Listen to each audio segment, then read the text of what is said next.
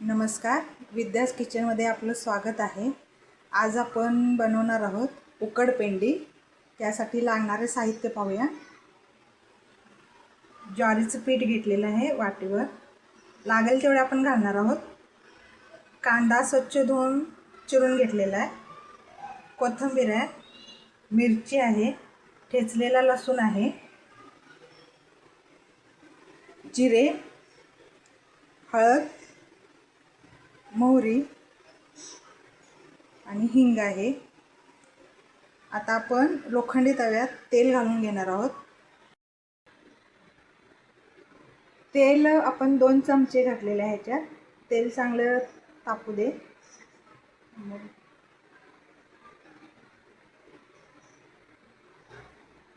तेल चांगलं तापत आलेलं आहे।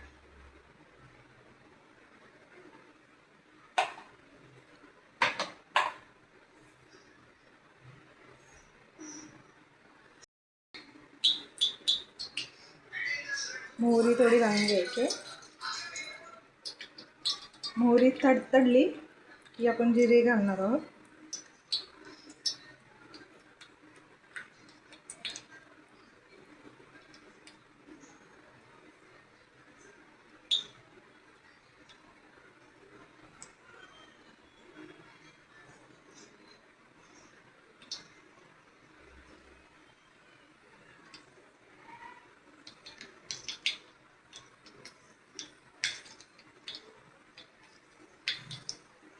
मोहरी तडतडली, आता जिरे घालायचे।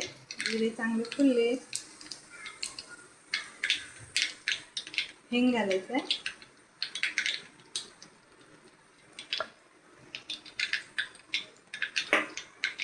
थोडा कांदा घालून घ्यायचा आहे।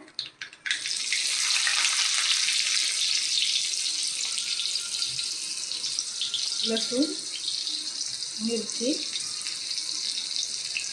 सगळं एकत्र परतून घ्यायचं आहे।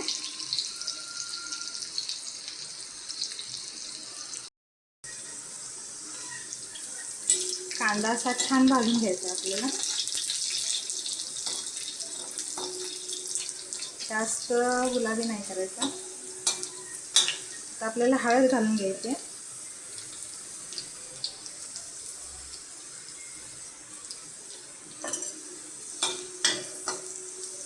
हळद परतली आपल्याला लाल तिखट घालायचं आहे।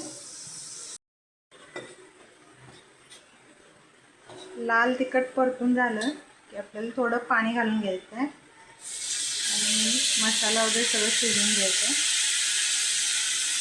जेवढं आपल्याला हवं तेवढंच घालायचं। उकडपेंडी तुम्ही कणकेची, ज्वारीच्या पिठाची, डाळीच्या पिठाची, कशाचीही करू शकता, बाजरीच्या पिठाची करू शकता। आता ह्याला उकळी येऊ द्यायची। मीठ घालायचं आहे। आता आपल्याला मीठ थोडं घालून घ्यायचं आहे।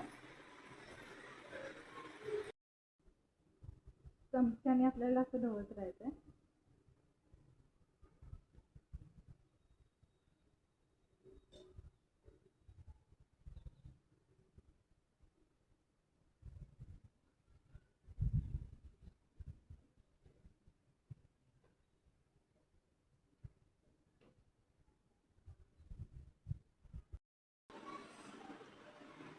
बघा, आपली उकडपेंडी आता तयार झालेली आहे। त्याच्यावर आता मस्त असा कच्चा कांदा आणि कोथिंबीर भरपूर घालून द्यायचं। बघा, आपली ते उकडपेंडी तयार झालेली आहे। कच्चा कांदा आणि कोथिंबीर वरून घातलेली आहे। आंब्याचं करम, कच्च्या आंब्याचं करम केलेलं आहे। काकडी आहे। अगदी रुची वाढवणारे पदार्थ आहेत, लाजवाब आहेत। तुम्ही कशाबरोबरही खाऊ शकता, भाकरी चपाती सोबत।